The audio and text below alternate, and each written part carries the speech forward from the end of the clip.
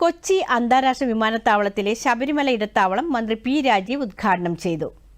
തീർത്ഥാടകർക്ക് സുഗമമായി ദർശനം നടത്തി തിരിച്ചു പോകാനുള്ള എല്ലാ സൗകര്യങ്ങളും സർക്കാർ ഉറപ്പുവരുത്തിയിട്ടുണ്ടെന്ന് മന്ത്രി അറിയിച്ചു.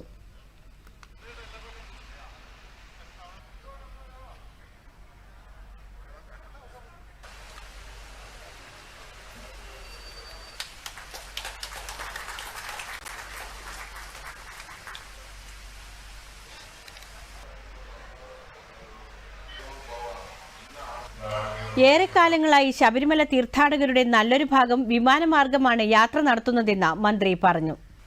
5000 ചതുരശ്ര അടി വിസ്തീർണത്തിൽ ആഭ്യന്തര ആഗമന ഭാഗത്ത് പോലീസ് എയ്ഡ് പോസ്റ്റിന് സമീപത്താണ് ഇടത്താവളം ഒരുക്കിയിട്ടുള്ളത്.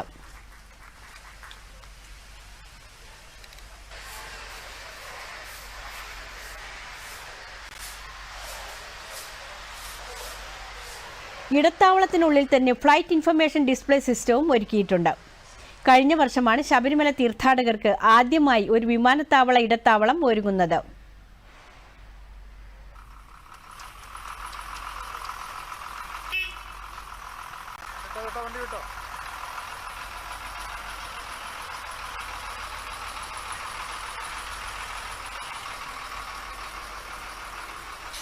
മനസ്സിലാക്കിയത് കഴിഞ്ഞ വർഷം 6000 പേർ ഇവിടെ ഇടത്താവളം വഴി സേവനങ്ങൾ ഉപയോഗിച്ചു പോയി എന്നുള്ളതാണ്.